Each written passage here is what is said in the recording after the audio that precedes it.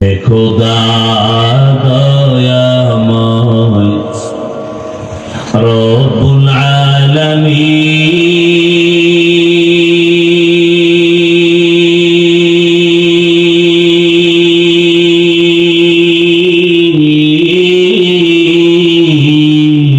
আলামিন জীবনে মরণে ভয় কি হবে সেই দিন হে খোদা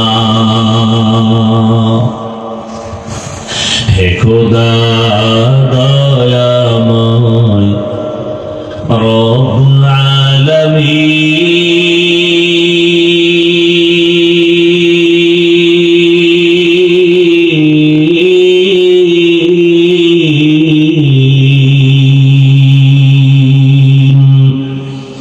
জীবনে মরণে ভয় কি হবে সেই দিন হে খোদা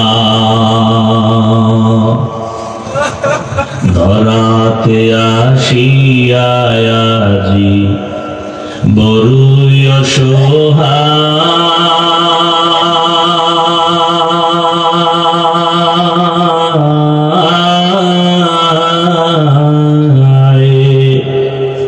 ইহকালের মায়া জালে অন্ধ যে সবাই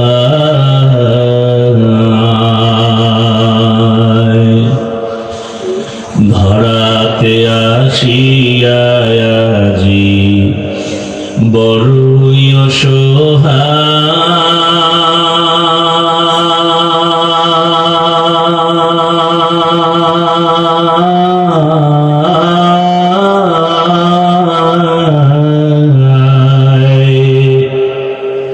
ইহকালের মায়া জালে অন্ধ যে সবাই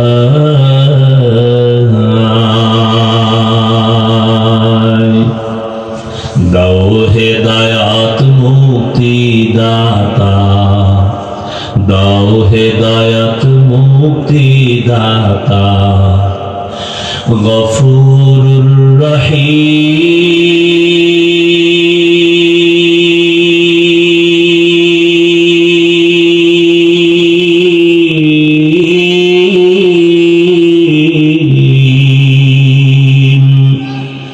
জীবনে মরণে ভয় কি হবে সেই দিন হে খোদা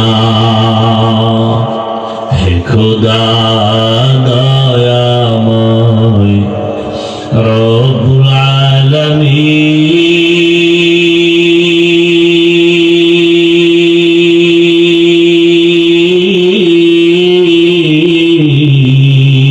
আলামিন জীবনে মরণে ভয় কি হবে সেই দিন হে খোদা या इलाही मुझसे मुझको दूर करो ताकि देखो मुझ में तुझको एक नजर এরে আল্লাহর বান্দারা আমরা আপনাদের পাও ধরে ধরে ধরে ধরে বুঝাই তাবলীগ ওয়ালারা বুঝায় পীর মাশায়েখরা আপনাদের পেছনে দৌড়ায় নামাজ পড়ে কান্না করে টুপি পরি দাড়ি রাখি পর্দা করি হালাল খাই এরপরও সকলের চোখে পানি আর কান্নার আওয়াজ এমন একজন আলেম নেই যে কাঁদে না আল্লাহর কাছে কেমনে দাঁড়াবো নামাজ রোজা তেলাওয়াত টুপি দাড়ি ঠিক রেখে যদি আমরা কান্না করি আর আপনাদের কাছে দোয়া চাই আর ক্ষমা চাই আপনারা যারা নামাজ পড়েন না আপনাদের উপায় কি আপনারা যারা পর্দা করেন না বলেন আপনাদের কি হালাত হবে একটু চিন্তা করছেন নি আরে জান্নাতের টিকিট হাতে পাইছেন 10 জন সাহাবা প্রথম হযরত আবু বকর দ্বিতীয় হযরত ওমর তৃতীয় হযরত ওসমান চতুর্থ হযরত আলী রাদিয়াল্লাহু আনহু আজমাইন। জান্নাতের টিকিট তাদের হাতে জমা। তাদের আমল কত সুন্দর, নামাজ কত সুন্দর, তেলাওয়াত কত সুন্দর, তাদের ইখলাস আর তাকওয়া কত সুন্দর। এরপরেও সারাটা জীবন কান্না করে কাটাইছেন আল্লাহর দরবারে কেমনে দাঁড়াইয়া হিসাব দিব। আল্লাহ তো এই কথাই বলছেন, وَأَمَّا مَنْ خَافَ مَقَامَ رَبِّهِ وَنَهَى النَّفْسَ عَنِ الْهَوَى فَإِنَّ الْجَنَّةَ هِيَ الْمَأْوَى। আমার আদালতে দাঁড়াইয়া হিসাব দেওয়ার ভয়, যে দুনিয়াতে গুনাহ ছাড়বি তোকে বিনা হিসাবে জান্নাত দিব। আরে দুনিয়ার মামলা খাইয়া যদি শুনে আগামী 20 দিন পরে আমার আদালতে হাজিরা, উকিল কয় সাবধান, জানি না রায়টা কোন দিকে হয়। 20 দিন আগের থেকে আপনার আমার ঘুম বন্ধ, টেনশন। মামলায় যদি বিচারক আমার রায়টা উল্টা দেয়, উপায় কি? খানাও না, স্ত্রীকে এমন কেন করো, কয় ভালো লাগে না। আদালতে 20 দিন পরে আমার হাজিরা, ও চিন্তায় ঘুম নাই, খানা নাই। কিন্তু সকল আদালতের বড় আদালত কিয়ামতের আদালত। কেমন আদালত? আম্মা জান আয়েশা বলতেছে, বলবো? আম্মা জান আয়েশা বলেন, আমি 6 বছর বয়সে আমার সাথে রাসূলের বিবাহ। খেয়াল করিয়েন ও পর্দার আম্মা জানেরা, বোনেরা, কয়দিন আর দুনিয়ায় থাকবেন আর বাহাদুরি করবেন? চোখের সামনে আপনার কত আপনজন চলে গেল। আপনার মতো কত মা এই অত্র এলাকায় আছে, 5 ওয়াক্ত নামাজ পড়ে, পর্দা করে, স্বামীর মাল হেফাজত করে, মোবাইলে সময় নষ্ট করে না, এমন মা নাই? ও আম্মা জান বলেন, আপনি কেন পারবেন না? আল্লাহর আযাবের কি ভয় নাই? সময় থাকলে একটা ঘটনার ইঙ্গিত দিয়া যাব রে মা। আম্মা জান আয়েশা বলেন, রহমতের নবীর সাথে আমার কয় বছরে বিয়া? 6 বছর বয়সে বিবাহ। 9 বছর বয়সে আমি রাসূলের ঘরে গেলাম। আমার বয়স যখন 18, রহমতের নবী তখন দুনিয়া থেকে বিদায় হয়ে গেলেন। আর আমগো দেশে 18 বছরের বোনের তো বিয়াই হয় না। কি 18 বছরে বিয়া হয় না? তো হয় না, বড় এর উপরে আবার আগুন জ্বালায় দিছে, বাল্য বিবাহ হবে না, বাল্য বিবাহ বন্ধ। হয়তো বাল্য বিবাহ চলবে না, তো কি চলবে? আকাম চলবে। আকাম আকাম চালাও, বিবাহ চলবে না। আকাম কেমনে করবি? বইয়ের মধ্যে শিখাবো, রেডি থাক। কেমনে আকাম করবি, প্রেম কেমনে করবি, এগুলো শিখাইবে ক্লাসে। কি সুন্দর সিলেবাস। গানের শিক্ষক গান শিখাবে, গান। এজন্য আলাদা মাস্টার রেডি করে স্কুলে দেওয়ার জন্য, প্রাইমারিতে দেওয়ার জন্য পাগল হয়ে গেছে। আমগো শিক্ষানীতির যারা মুরব্বী, তার মানে কুকুর কুকুর নিয়ে রাস্তাঘাটে যেমন যৌবনের আদান প্রদান করে, কেমন যেন তারা চায় এই সমাজের মানুষগুলো, যুবক যুবতী যেখানে সেখানে যৌবনের আদান প্রদান করবে, দেশটাকে জাহান্নামের আখড়া বানাবে, বেশ্যাপাড়া বানাবে, প্রস্কোয়াটার বানাবে। হুজুর যদি বয়ান না করতো, মাদ্রাসা না থাকতো, কত আগে জানি এটা জাহান্নামের বাগান হয়ে যেত। ওলামায়ে কেরাম যখনই মাঠে নামে, কয় পারবে না, পারবে না, পারে না, কোনটা বলো? ওলামায়ে কেরাম যেখানে নামছেন আন্দোলনে কামিয়াব হয়ে গেছেন। কোন নাস্তিক কোন বেঈমান কর্মসূচি দিয়ে আগাতে পারে নাই। বাল্য বিবাহ হবে না, আকাম কিন্তু চলতেই আছে, জেনা চলতেছে, প্রেম করে কোনো বাধা নাই। এগুলো বললে যুবক রাগ করিস না, আমি তোর কল্যাণ চাই। এই তুই এখন আকাম করবি, বিয়ে টিয়া করিস না। আমি কথা যা বলি একেবারে কাটছাট করে বলি, এতে আর কোনো ঘুরানি ফিরানি নেই। তুই যদি মেয়ের চরিত্র নষ্ট কর, বিয়া টিয়া করিস না, কারণ তুই 4-5টা মাইয়ার চরিত্র নষ্ট করে যদি বিয়া করো, ওই মাইয়া তোর ঘরে একটা আসবে না, বউ হইয়া আসবে না, জল্লাদ হইয়া আসবে। 4টা মাইয়ার চরিত্রের জুতার বাড়ি দিয়া ঝাল মিটাবে। এই বাচ্চা থাকলে আমারে বলিস, আর যদি মইরা যাই কবরে গিয়ে জুতা মারিস যে হাফিজ মিথ্যা বলছিলি কেন, জুতা মারিস আমার খবর লেখা। তোর চরিত্র যেমন, তোর বউ যেটা হবে তার চরিত্র তেমন। কোরআনের আয়াত আল খবিসাতু লিল খবিসিন, খবিসের সাথে খবিসা। কানা হুজুর আমার ডানা কাটা হবি, কোরআনের কসম খাইছে। কোরআন শপথ করছে, কোরআন মাথায় নিয়ে মাইয়ায়। আমি বললাম বল ওই মাইয়ার সিরিয়াল কত? কোরআন নিয়ে মাথায় শপথ খেয়েছে, আবার সিরিয়াল কি? আমি বললাম তোর সিরিয়াল যত, মাইয়ার সিরিয়াল তত। তুই যদি 3 মাইয়ার পরে এই মাইয়ার সিরিয়াল হয় 4, ভালো করে লেখা রাখ, ওই মাইয়ারও 3 ছেলের পরে তুই সিরিয়াল 4। তোরে ফকির বানায়া, ভিক্ষুক বানায়া, তারপরে হিজরতে যাবে তোর ওই বউ। কি হাসো না? টের পাবি যে জুতার বাড়ি খাবি, ওদিন টের পাবি। হাস, বাইরে যাবি। আমি হাসির জন্য বলি না, আমি কথা বলি অল টাইম, আমার কলিজার থেকে কথা বলি, চূড়ান্ত মহব্বত নিয়ে কথা বলি। একটা মানুষকে জাহান্নাম থেকে বাঁচাবার জন্য বলি, হৃদয় থেকে বলি, কাউকে খুশি আর বেজার করার জন্য নয়। আমি কলিজা দিয়ে মহব্বত করি। আমার কলিজার যুবক কেন চরিত্রহীন হবে? আমার কলিজার যুবকের তো আল্লাহ এই পরিমাণ মেধা দিয়েছেন যে তার একটা যুবকের 1 মেধা দিয়ে গোটা দুনিয়াটাকে কন্ট্রোল করবে। সেই মেডিসিন আমার যুবকের ভেতরে আছে, নষ্ট হবে কেন?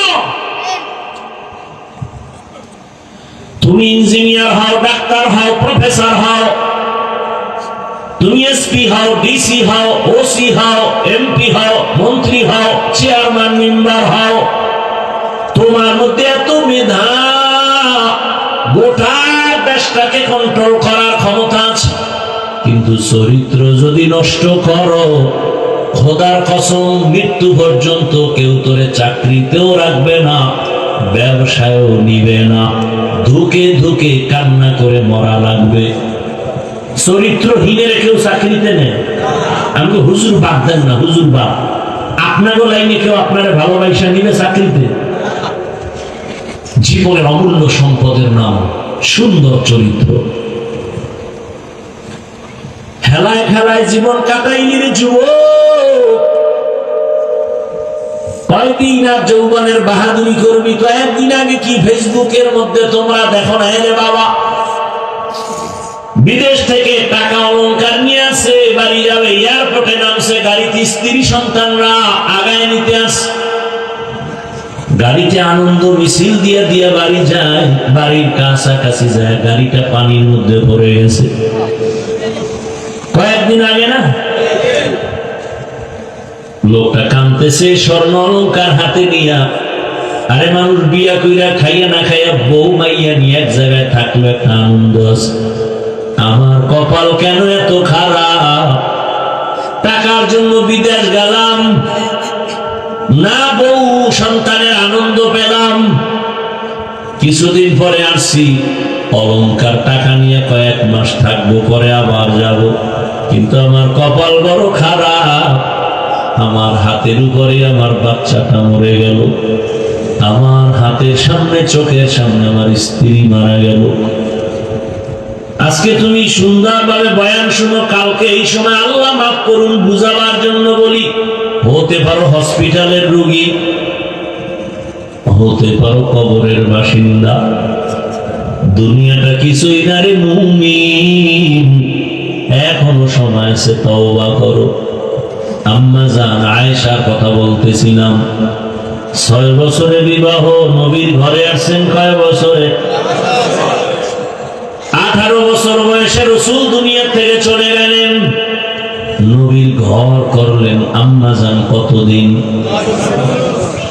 কি মাত্র 9 বছর। এই 9 বছরে আম্মা জান নবীর দোয়া পাইয়া কতটুকু আগায় গেছেন। দুনিয়াতে যত তাফসীর করনেওয়ালা, কোরআনের প্রথম তাফসীর করনেওয়ালা আম্মা জান আয়েশা। আম্মা জান আয়েশা বলেন, আমি 2000-এর উপরে হাদিসের হাফেজা হয়ে গেছি। আপনারা কয়টা পারেন? আম্মা জানরা কয়টা পারেন? হ্যাঁ, जिंदगी में बंदगी तू करना है, जिंदगी बे बंदगी शर्मिंदा है, जिंदगी बे बंदगी शर्मिंदा है। दुनिया में हो दुनिया का तलबगार ना हो, बाजार से गुजार हो खरीदार ना हो। ये दुनिया एक मसले का कागज फूल है, ये दुनिया एक मसले कागज फूल है, जिंदगी में बंदगी तू करना है, जिंदगी में बंदगी शर्मिंदा है, जिंदगी में बंदगी शर्मिंदा है। আমার যুবক বাবারা, বৃদ্ধ বাবাজিরা, পর্দার আড়ালের মা বোনেরা, আম্মা জান বলে, আমি মাঝে মাঝে তাকায় দেখি আমার হুজরায় বসে রহমতের নবী গুন গুন করে কান্না করেন। আমি ভয় পাইতাম, রহমতের নবী কেন আমার রুমে কান্না করেন? না জানি আমার থেকে কোনো বেয়াদবি হয়ে গেল। একদিন আম্মা জান গিয়া নবীর পাশে গিয়া আস্তে করে বললেন, ইয়া রাসূলুল্লাহ, আপনি আমার রুমে কাঁদেন কেন? প্রায় সময় দেখি কাঁদেন। বলবো কষ্ট হইতেছে আপনাদের? আর অল্প টাইম। আম্মা জান বলেন, ইয়া রাসূলুল্লাহ, কোনো বেয়াদবি হয়ে গেল নাকি? কাঁদেন কেন? রহমতের নবী বলেন, ও আয়েশা, দুইটা কথা যখন আমার বেশি মনে পড়ে তখন আমি চোখের পানি ধরে রাখতে পারি না রে আয়েশা। এক, খাদিজার কথা আমার মনে পড়লে বেশি কান্না আসে, কারণ আরবের ভেতরে আমার সবাই দুশ্মন। আমি যেই রাস্তা দিয়া যাই, গিয়া কিছু দূর দেখি রাস্তায় কাঁটা দিয়ে আটকানো, আমারে হাঁটতে দেয় না। আমার বাড়িটারে কতবার আটকাইছে, আমাকে জবাই করবে। তায়েফের ময়দানে গেছি কালেমার দাওয়াত দেওয়ার জন্য। কাফের বেঈমানেরা বাচ্চাগুলোকে বলে, ওই মক্কার পাগল আসছে, পাথর মেরে তাড়ায় দাও। বাচ্চাগুলো ছোট ছোট পাথরগুলো বৃষ্টির মতো মারা শুরু করলো। ও আয়েশা, জানো না আমার শরীরের মধ্যে মশা মাছি পড়া আল্লাহ হারাম বানায় দিয়েছে। সূর্যের গরম আমার শরীরে লাগে না, আমি সইতে পারবো না, মেঘের খণ্ড ছায়া দেয়। আমার শরীরের ঘাম থেকে মেশকের ঘ্রাণ ওই কাফেরের ছোট ছোট বাচ্চাগুলো আমার পিছনে এমন ভাবে শুরু করলো, ছোট ছোট পাথরগুলো যখন মারতেছে আমার নরম শরীর থেকে রক্ত বের হওয়া শুরু হলো। রক্ত পরিয়ে আমার জুতা পর্যন্ত আটকায় গেছে। আমি চোখের পানি ছাড়ি আর কান্না করি, আর আমার দিল থেকে দোয়া করি, হে মালিক, এই এলাকার মানুষগুলো বুঝে না, চিনে না, ও আল্লাহ ওদের হেদায়েত দাও। আমি মক্কার দিকে আগাই আর চোখের পানি ছেড়ে কাঁদি। হঠাৎ করে জিব্রাইল আমিন এসে হাজির হয়ে গেছে। আল্লাহ পাঠাইছে, যাও জিব্রাইল, আমার নবীর কান্না আমি আল্লাহ সহ্য করতে পারি না, আমার মায়ার নবী কাঁদে, যাও আমার নবী গিয়ে বলো এখন যদি অর্ডার দেয় তায়েফের জমিন উল্টাইয়া সব মানুষগুলো মারিয়া ফেলাও। কেমন মায়ার নবী! মায়ার নবী বলে, ভাই জিবরাইল, তায়েফের মানুষের মারিও না, ওরা আমাকে চিনে না, জানে না। যদি ওরা জানতো আমি দুনিয়ার ইয়তীম, দুনিয়াতে আসিয়া বাবা বলে ডাক দিতে পারি নাই, বাবার চেহারাটাও দেখতে পারি নাই। ও আমার যুবক বাবারা, অনেকে গ্রামের বাড়ি ছাড়িয়া ঢাকাতে কাজ করো, ওই গ্রামের মা ঘুমায় না তোমার অপেক্ষা, তোমার বাবাও ঘুমায় না। অনেকের বাবা মরিয়া গেছে, কবর থেকে দোয়া চায়, অনেকের মা মরিয়া গেছে, দোয়া চায়। আজকে যারা মা বাবারে বাড়িতে রাইখা শহরে এসে বন্ধু নিয়ে আনন্দ করো আর ঘুমাও, ওই মা বাবা তোমারে আমারে বিছানায় রাইখা কখনো ঘুমান নাই। মায়ার নবী কাঁদে, ভাই জিবরাইল, আমি বড় ইয়তীম, 6 বছরে আমি মা হারাইয়া বড় অসহায়, আমার ডানে কেউ নাই, বামে কেউ নাই। ও জিবরাইল, এদের মারিও না, একদিন যদি এরা চিনে কালেমার পতাকায় চলে আসবে। ও আয়েশা, আমি এত কষ্ট করিয়া দিনের দাওয়াত দিয়া যখন রাতের বেলা ঘরে আসতাম, যত রাত্রই হতো আমি ঘরের সামনে আসিয়া আসসালামু আলাইকুম ইয়া আহলাল বাইত কথাটা বলা মাত্র ঘর থেকে আওয়াজ আসতো, লাব্বাইক ওয়া সা'দাইকা ইয়া রাসূলুল্লাহ। খাদিজার কণ্ঠে আওয়াজ। আমি বলতাম, খাদিজা আপনি কি রাতের গভীরে ঘুমান না?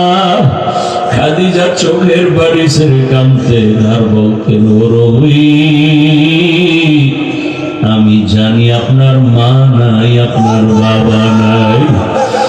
আমি খাদিজা 2 জন স্বামী বিদায়ের পরে আপনার ঘরে আসছি, আমার একাধিক সন্তান রেখে আমি আপনার ঘরে আসছি। আমি সন্তানের মায়া বুঝি,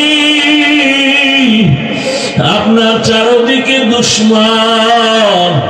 আপনার মা যদি থাকতেন, আপনাকে বাহিরে রেখে মা ঘুমাইতেন না।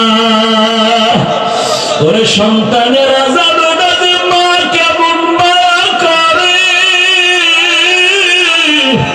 ওরে তুমি মাকে বাড়িতে রেখে আনন্দ করো, খবর নাও মায়ের চোখে ঘুম নাই। ওরে বাবারে কবরে রেখে যারা আরামে ঘুমাও, ওই বাবার কবরে কি হালাত। ও সন্তানেরা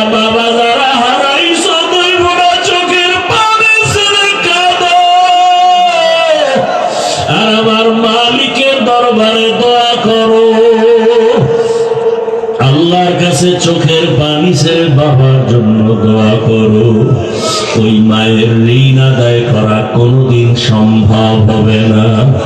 ওই মা তোমার আমার জন্য কত কাঁদলেন, চোখের পানি ছাড়লেন, আর কষ্ট করলেন। ওই মা বাবার চোখের পানি আর দোয়া ছাড়াই চেয়ারে বসতে পারি নাই। ওই মা বাবার চোখের পানি আর দোয়া ছাড়া তুমি টাকা পয়সা বাড়ি গাড়ির মালিক হতে পারো নাই। ওই মা বাবারে কবরে রাখিয়া নিষ্ঠুরের মতো কেমনে ঘুমাও? ওই মা বাবার জন্য কি মায়া হবে না রে নিষ্ঠুর? ওই মা বাবার চেহারাটাও কি মনে পড়ে না? ওই মা বাবার কথা মনে পড়লে চোখের পানি ধরে রাখা যায় না। রহমতের নবী কান্না করে, ও আয়েশা আম্মা জান, চোখের পানি ছেড়ে কান্না করেন।